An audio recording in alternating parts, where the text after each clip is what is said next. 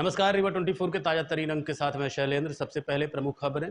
गरड़ा गांव ने फिर उगली 3 लाशें, मचा हड़कंप, मौके पर भारी पुलिस बल मौजूद। पुलिस ने किया अनोखे चोर गैंग का खुलासा, पुताई के नाम पर देते थे चोरी की घटनाओं को अंजाम। सगरा में भीषण आगजनी, मकान जलकर खाक, मौके पर नहीं पहुंचा फायर ब्रिगेड। और जिला प्रशासन व स्थानीय व्यापारियों के सहयोग से 2 दिवसीय यूनिफॉर्म मेले का किया गया आयोजन। इन खबरों सहित अन्य खबरें अब विस्तार से। मऊगंज जिले के गरड़ा गांव में एक बार फिर 3 लाशें मिलने से हड़कंप मच गया है। बताया जा रहा है कि एक ही घर से पिता, पुत्र और बेटी की लाशें मिली हैं। मऊगंज जिले का गरड़ा गांव एक बार फिर चर्चा में है। सुबह 11 बजे के लगभग पुलिस को सूचना मिली कि एक साकेत परिवार के घर से बेटे, बेटी और पिता की लाशें मिली हैं। लाशें पुरानी हैं, जिसकी बदबू फैलने के बाद ग्रामीणों की शिकायत पर पुलिस मौके पर पहुंची। घटना की सूचना के बाद मौके पर वरिष्ठ अधिकारी भी पहुंचे। आपको बता दें कि गांव में पहले से ही 166 के तहत पुलिस बल मौजूद है। ऐसे में लाशों का मिलना बड़े सवाल खड़े करता है। घटना की सूचना के बाद राजनीतिक हलचलें तेज हो गई। आरोप प्रत्यारोप का दौर जारी हो गया। वर्तमान विधायक और पूर्व विधायक भी मौके पर पहुंचे हैं। वहीं मामले को लेकर आईजी गौरव राजपूत ने बताया कि प्रथम दृष्टया मामला आत्महत्या का लग रहा है। उन्होंने बताया कि मृतक की 2 पत्नियां थी, जिनके बीच विवाद चल रहा था। इसी के चलते संभव होता है कि ये घटना हुई है। पिछले हत्याकांड से इस घटना का कोई लेना देना नहीं है। फिलहाल पुलिस मामले के हर पहलू की जांच पर जुटी हुई है। देखिए, सुबह करीब 11 सवा 11 के आसपास पुलिस को ये इन्फॉर्मेशन मिली थी कि गडरा में उसी जगह पे जहाँ पूर्व में विवाद हुआ था, वहाँ पे एक घर के अंदर कुछ बदबू सी आ रही है। तो फॉरेंसिक टीम और पुलिस जब मौके पर पहुंची है तो हमने ये पाया है कि एक साकेत परिवार है, जहाँ पिता, पुत्र और पुत्री तीनों के शव जो हैं वहाँ फांसी के फंदे पर लटके हुए थे। और फॉरेंसिक जांच में प्रथम दृष्टया अभी ये सुसाइड का मामला लग रहा है। तो ये अभी तक की अद्यतन स्थिति। सर, ये जो वाद हुआ था इसको लेकर ये बताया जा रहा है कि पुलिस नहीं, ये साकेत परिवार का तो उस घटना से कोई लेना देना ही नहीं है, क्योंकि वो तो कोलों का विवाद दूसरी संवर्ग के साथ में था। साकेत परिवार का उस घटनाक्रम से कोई लेना देना नहीं। कैसे मतलब पुलिस वहाँ पर पूरे गांव में थी तो शायद क्या दहशत में थे ये लोग या कुछ? नहीं, ये तो 3 दिन घटनाक्रम के 3 दिन बाद ये तो घूमते हुए देखे गए हैं वहाँ पे। इनका उस घटनाक्रम से कोई लेना देना नहीं है। इन्होंने ये पारिवारिक अभी विवाद की हमको प्रथम दृष्टया नॉलेज मिली है कि पति पत्नी का कुछ विवाद हमेशा रहता था। इसकी 2 वाइफ हैं, जिसके कारण से ये डिप्रेशन में भी रहता था और इसकी लड़ाई झगड़ा भी अक्सर होता रहता था फैमिली के अंदर। तो अभी ये प्रथम दृष्टया सूचना मिली है। फॉरेंसिक्स रिपोर्ट जो पहुंची है वहाँ पे, फॉरेंसिक टीम जो पहुंची है, उसने प्रथम दृष्टया सुसाइड का मामला बताया, क्योंकि तीनों ही लोग फांसी के फंदे पे थे। रीवा पुलिस ने अनोखे चोर गैंग का खुलासा किया है। ये पहले पुताई के नाम पर रेकी करते थे, बाद में चोरी की घटनाओं को अंजाम देते थे। रीवा शहर के समान पुलिस ने एक ऐसे चोर गिरोह का खुलासा किया है जो पुताई करने के बहाने घरों की रेकी करता था। इसके बाद चोरी की बड़ी घटनाओं को अंजाम देकर फरार हो जाता था। दरअसल समान थाना क्षेत्र के राम निरंजन नगर में 30 मार्च को आरोपियों ने कुलदीप सिंह नामक व्यक्ति के यहाँ चोरी की बड़ी वारदात को अंजाम दिया था, जिसकी शिकायत मिलने के बाद पुलिस मामले की जांच कर रही थी। बताया गया है कि घटनास्थल पर पहलुओं की जांच करने के बाद पता चला कि घर में अभी पुताई का काम करवाया गया है। तभी पुलिस ने संदेह के घेरे में आरोपी दशरथ उर्फ लंबू कुशवाहा से पूछताछ की और मामले का खुलासा हो गया। आरोपी ने बताया कि उसके साथ राजू उर्फ सुरेश कुशवाहा और गंगा रावत सभी सतना के रहने वाले हैं। फिलहाल टेक्निकल आधार पर पुलिस ने सभी आरोपियों को गिरफ्तार किया और पकड़े गए आरोपियों के पास से तकरीबन 10 से 12 लाख रुपए का मशरूका भी बरामद किया। पुलिस के मुताबिक आरोपियों के पास से सोने चांदी के जेवरात, नकदी, मोबाइल और गाड़ी की बैटरी सहित अन्य सामान शामिल है। वहीं आरोपियों ने चोरी की घटना को अंजाम देने के लिए एक लोडर वाहन का भी उपयोग किया था, जिसे भी पुलिस ने जब्त कर लिया है। मार्च को एक सूचनाकर्ता कुलदीप सिंह थाना समान आकर रिपोर्ट दर्ज कराए थे कि उनके घर में 29 मार्च की रात्रि को एक बड़ी चोरी हो गई है, जिसमें उनके कीमती सामान और सोने के सामान की चोरी कर ली गई है। चोरी की सूचना पर से तत्काल इसमें अपराध पंजीबद्ध किया गया और थाना प्रभारी समान और उनकी टीम ने तत्काल मौके पर पहुंचकर इसके संबंध में साक्ष्य एकत्रित किए। घटना चूंकि बड़ी चोरी थी, तो घटना की गंभीरता को देखते हुए श्रीमान पुलिस अधीक्षक महोदय के निर्देशन में 2 टीमों का गठन किया गया। उक्त टीमों द्वारा आसपास के सीसीटीवी फुटेज और टेक्निकल एनालिसिस के माध्यम से, साथ ही मुखबिरों के माध्यम से इस घटना की तह तक पहुंचे और इसमें माल बरामद किया गया है, संपूर्ण माल बरामद किया गया है और इसमें 3 आरोपियों को गिरफ्तार किया गया है। लगभग कितने की चोरी थी? ये 10,90,000 की चोरी थी। करीब 11 लाख का माल इसमें बरामद हुआ है और साथ ही इसमें जो 3 आरोपी गिरफ्तार हुए हैं, इनमें से 2 का पूर्व से क्रिमिनल रिकॉर्ड है। एक आरोपी जो इसमें दशरथ उर्फ लंबू है, जो मुख्य आरोपी है, इसके 4 अपराध हैं और जो इसके साथी राजू उर्फ सुरेश, इसके 10 अपराध पूर्व से भी पंजीबद्ध हैं। आरोपी कहाँ के रहने वाले हैं और गांव कैसे पहुंचे? ये आरोपी सतना के रहने वाले हैं और ये जो आरोपी मुख्य आरोपी दशरथ है, ये लोगों के घर में पुताई करके एक तरह से रेकी का काम करता था। पुताई के दौरान ही उसको सारी चीज़ें मालूम हो जाती थी कि घर का सामान कहाँ क्या रखा हुआ है और पुताई के बाद ये फिर चोरी की घटना को अंजाम देता था। इसी तरह से इस घटना में भी हुआ है। संबंधित जो फरियादी था उसके घर में दशरथ द्वारा पुताई का कार्य किया गया था।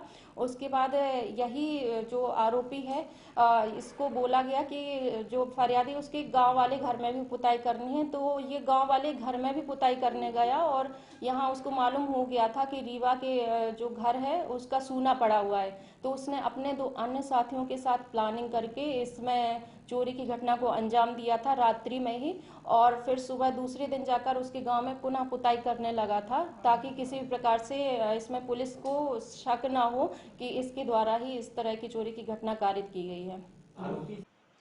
सगरा थाना अंतर्गत आगजनी का मामला प्रकाश में आया है। मौके पर फायर ब्रिगेड की टीम नहीं पहुंचने के कारण पूरा मकान जलकर खाक हो गया।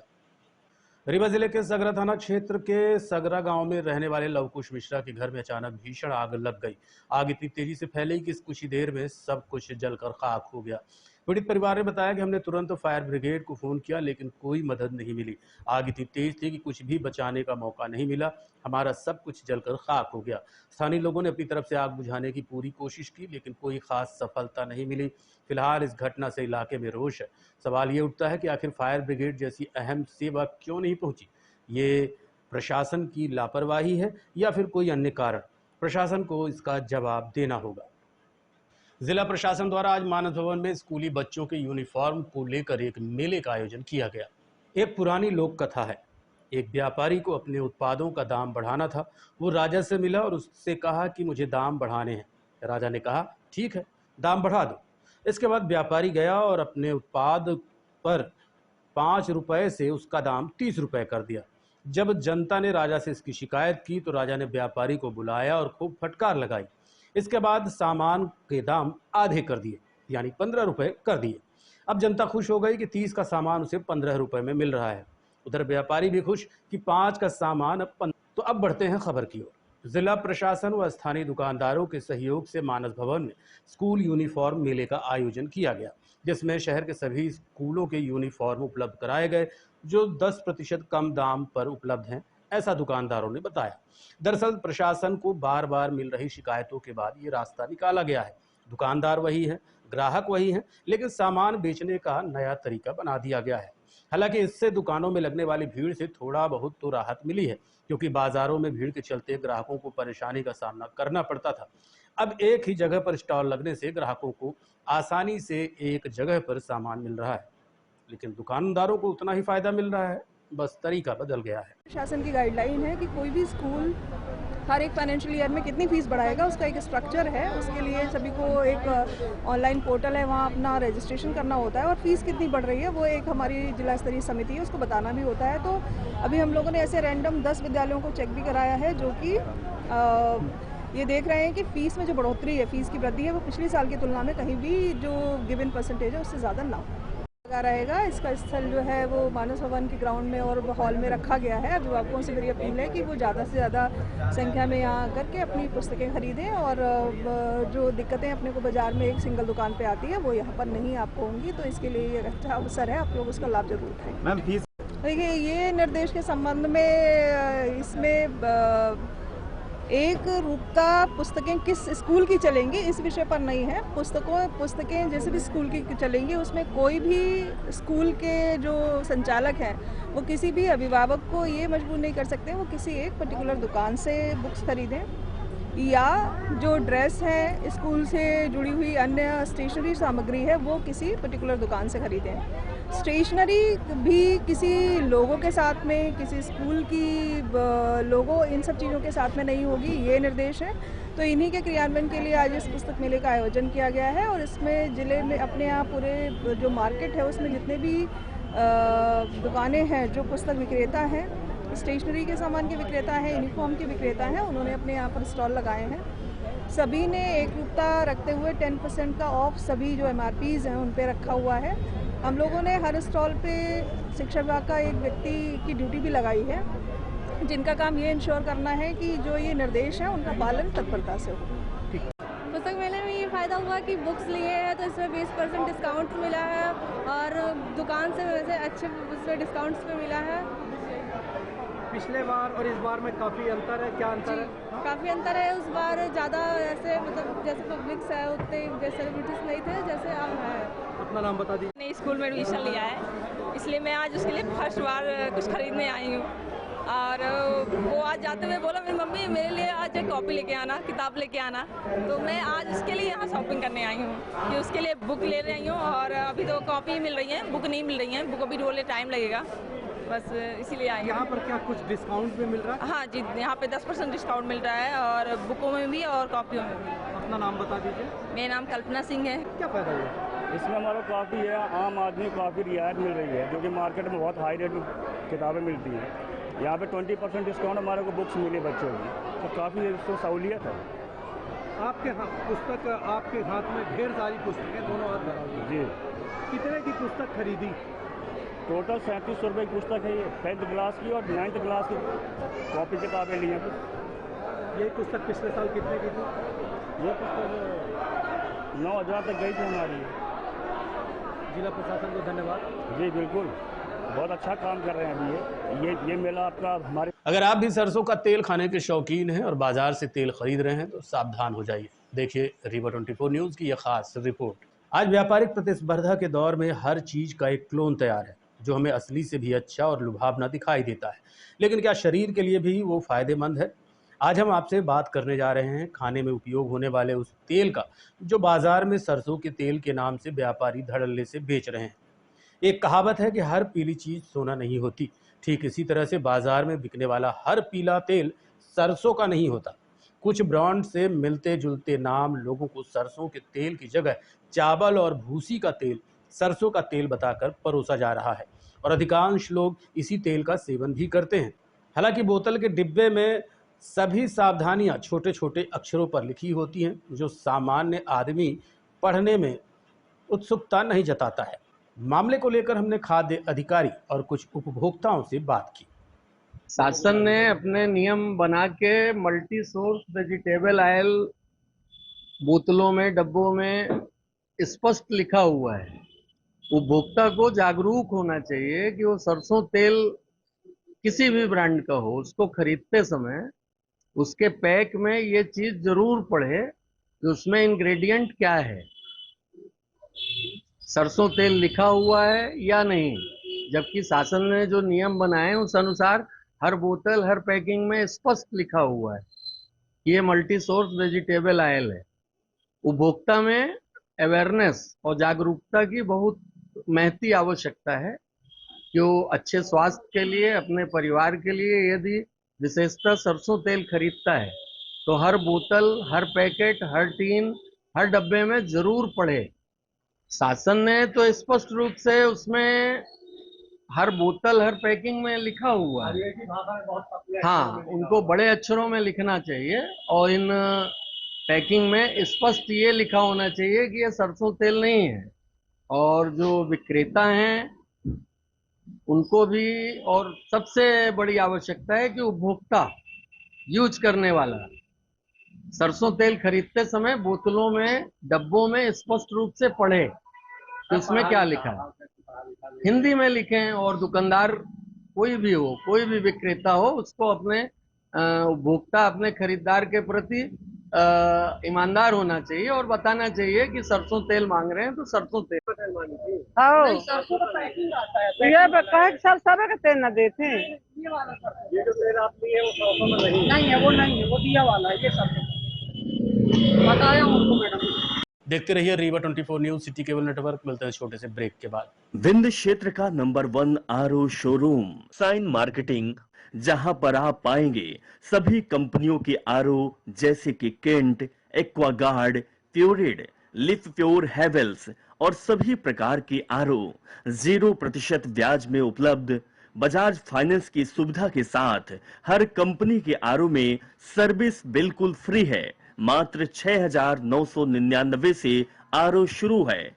कोई भी आरओ किसी भी कंपनी का आरओ लेने पर आपको एक डिनर सेट बिल्कुल फ्री मिलेगा। बस आपको पता याद रखें, Sign Marketing, hospital road, Gandhi complex, Rewa. Mobile number 9407817224।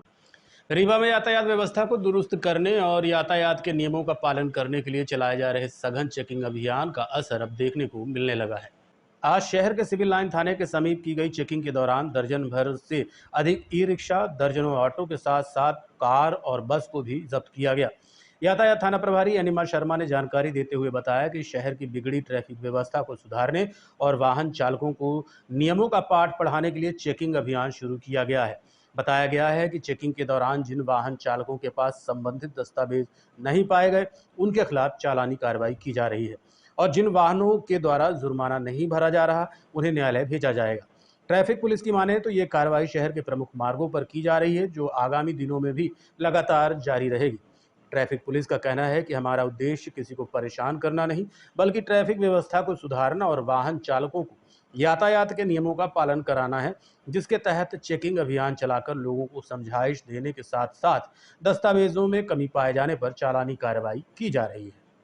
उद्देश्य यही है कि जितने भी वाहन चालक हैं, ऑटो हो गया, ई रिक्शा हो गया, बस हो गया, जो भी टैक्सी चलती हैं, सभी वाहन चालक से यही उम्मीद है और यही अपेक्षा करते हैं कि यातायात के नियमों को पालन करते हुए वह अपने वाहन चलाएं और यातायात के नियमों का पालन करें।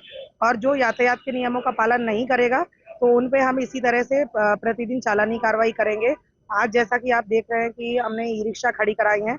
ई रिक्शा में भी काफी नए लड़के चला रहे हैं जो कि नाबालिग रहते हैं और लाइसेंस नहीं रहता है, बीमा नहीं कराते हैं और PHQ का विशेष अभियान भी चल रहा है, तो इन्हीं अभियान के तहत ही चालानी कार्रवाई की जा रही है। दस्तावेज ज्यादातर इन वाहनों में बीमा नहीं है और जो प्राइवेट कार है उनके PUC नहीं है और लाइसेंस कुछ के लाइसेंस नहीं रहते हैं, लेकिन ज्यादातर बीमा और फिटनेस के मिल रहे हैं वाहन। क्या ये कार्रवाई अभी तो विशेष अभियान चल रहा है 15 तारीख तक का, जो 1 अप्रैल से चालू हुआ है 15 तारीख तक चलेगा, तो विशेष अभियान के तौर पर कार्रवाई चल रही है और मेरा यही उद्देश्य है कि इसको मैं और आगे जारी रखूं। बैकुंठपुर के बरौं चौराहे में पाइपलाइन फूटने से इन दिनों आम जनमानस को भारी दिक्कतों का सामना करना पड़ रहा है। ये नज़ारा है बैकुंठपुर स्थित बरौं चौराहे का, जहां पाइपलाइन फूट जाने से सड़कों में पानी भर गया है। राहगीरों को इस वजह से भारी मुसीबतों का सामना करना पड़ रहा है। आपको बता दें कि बैकुंठपुर जिला मुख्यालय से लगभग 22 किलोमीटर दूर है, लेकिन यहाँ सड़कों की हालत बहुत ही नाजुक है। मुख्य सड़क मार्ग से आप किसी भी गली की ओर घुसेंगे तो आपको अव्यवस्थाएं दिख जाएंगी।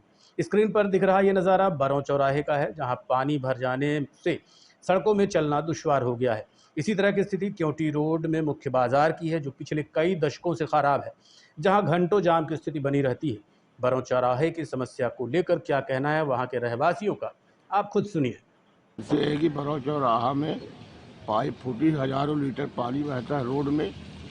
लड़के बच्चे स्कूल ट्यूशन पढ़ने जाते हैं, रोज गिरते हैं, हजारों लीटर पानी रोज बहता है। अधिकारी, कर्मचारी, पब्लिक, नेता सब निकलते हैं, कोई समस्या यहाँ सॉल्व नहीं कर रहा है।